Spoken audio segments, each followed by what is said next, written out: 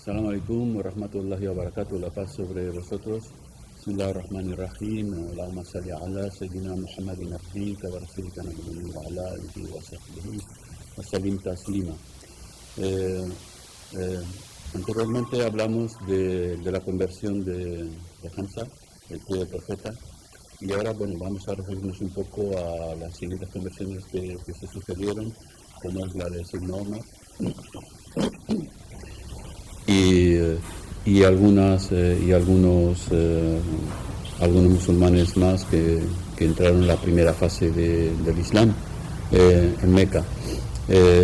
A medida que iba creciendo la comunidad musulmana, pues los Qurayshis, la gente de la Meca, los poderosos de la Meca, hacían cada vez más afrentas a los nuevos musulmanes, habida cuenta de que eran gente de baja condición social, a veces eran esclavos, como el caso de Bilal. Bilal era un esclavo de Omeya,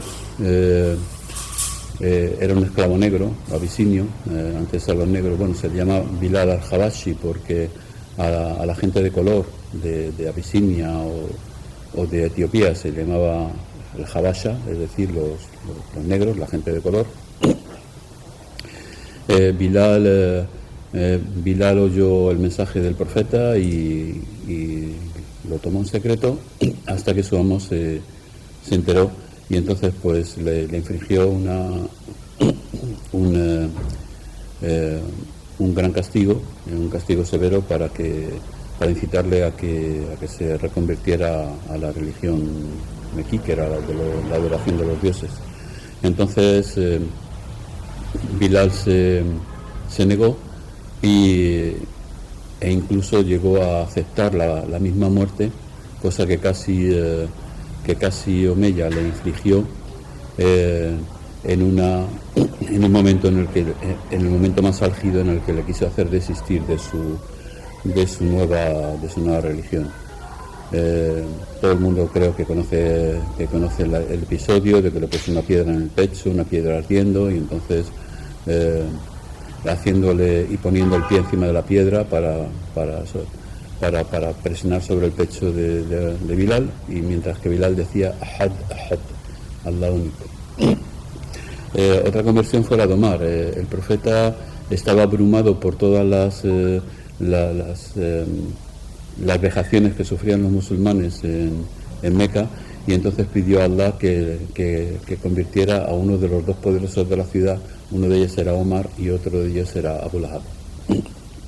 Entonces Omar era un hombre bastante fuerte, era un hombre de guerra, un hombre también de poder, tenía mucho dinero, tenía mucha fuerza en el parlamento mequí, y era también un hombre muy apreciado y muy temido, muy apreciado por su estatus social y muy temido por su porte, por su presencia. Era un hombre que asustaba a todo el mundo, un hombre muy alto, muy fornido. El profeta pidió a Allah que entonces, vista las dificultades y las vejaciones que estaban sufriendo los primeros musulmanes en Meca, precisamente por su estatus social, un estatus precisamente que no tenían, entonces pidió a Allah que convirtiera a uno de los dos más poderosos de la ciudad, que eran Omar o Abu Lahab.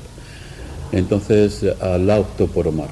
Entonces Omar odiaba el Islam, tanto que cuando llegó a enterarse de que su hermana se había hecho musulmana, pues allí entró en cólera, montó en cólera, se fue inmediatamente a casa de su hermana, cogió al marido por la solapa, le infligió, le asustó a su hermana, incluso la llegó a pegar porque se había vuelto musulmana. Pero cuando la oyó rezar, antes de hacer este episodio le había oído algo del Corán. Entonces entró un poco en razón y le pidió a su cuñado de que le recitara un poco del Corán, y entonces allí el hombre se vio conmovido, y la animosidad que tenía contra el Islam se convirtió en todo lo contrario, se convirtió en respeto y admiración. Entonces se dirigió él estaba en camino, pasando por casa de su hermana, estaba en camino de la casa del profeta para intentar asesinarle, pero ya la mitad del camino que hizo de la casa de su hermana a la casa del profeta fue para tomar la religión. Al estar prevenidos de que venía Omar con la espada, la gente que estaba alrededor del profeta pues se puso en la puerta para recibirle, y entonces ahí quiso entrar y allí le tomaron y le redujeron hasta que le pusieron entraron donde estaba el profeta, y entonces les confesó que se había conmovido por el Corán, por la recitación del Corán, y que había venido a convertirse.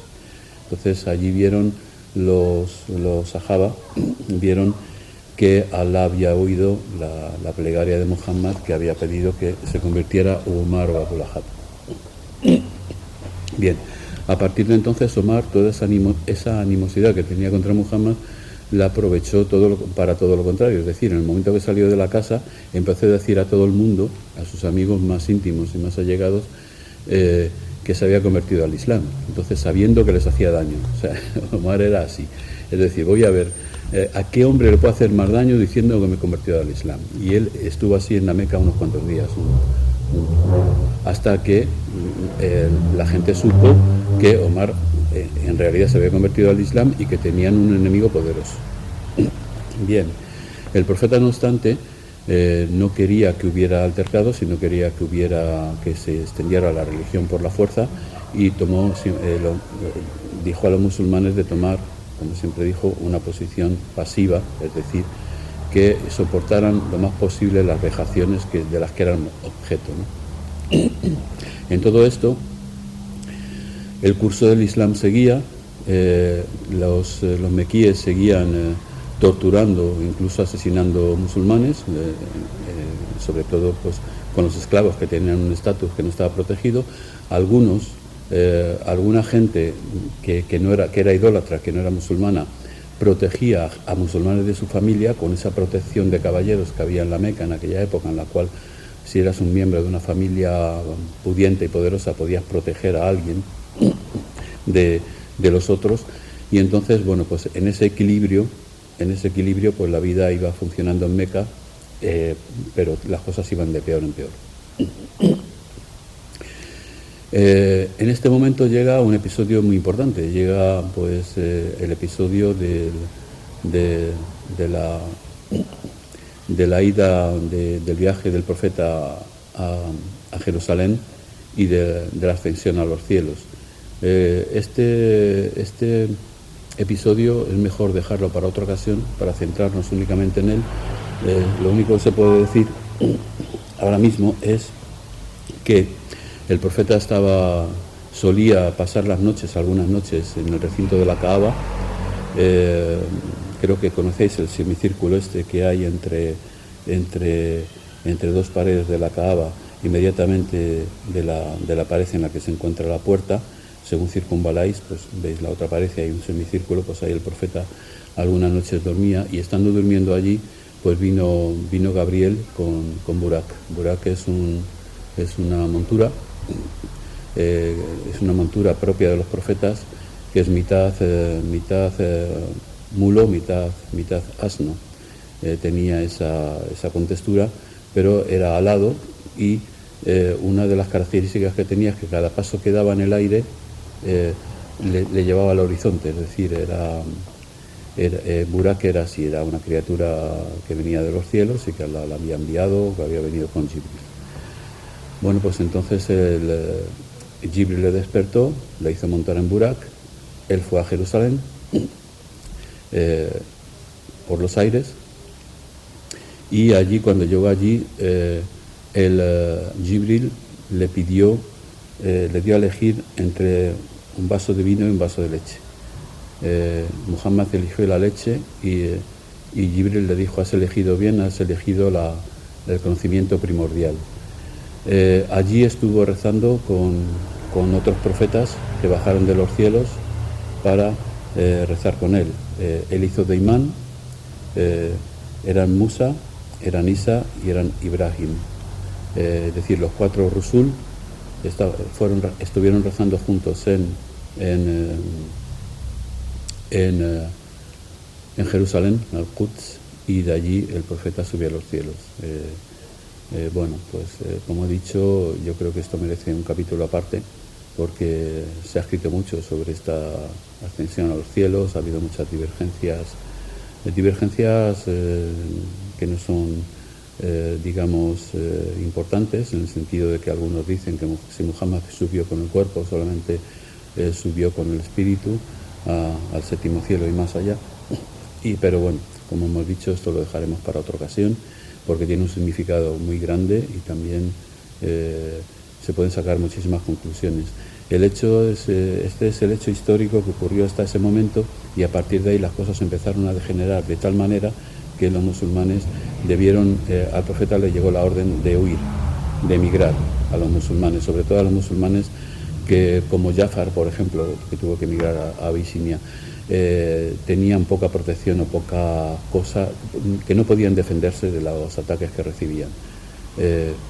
Entonces, digamos que esto es un punto de inflexión en lo que es el Miraj, la subida del profeta a los cielos, porque de ahí la animosidad de la gente de Meca se disparó. Es decir, ¿cómo es posible creer que un personaje venga, que esté entre nosotros, que compre en los mismos mercados que nosotros compramos, que coma y que beba, que le conocemos de toda la vida, que le hemos visto nacer, que venga un hombre que diga que es profeta y encima diga que ha subido a los cielos? O sea, aquello fue el no va más, el acabose, ya la gente de Meca no podía resistir más.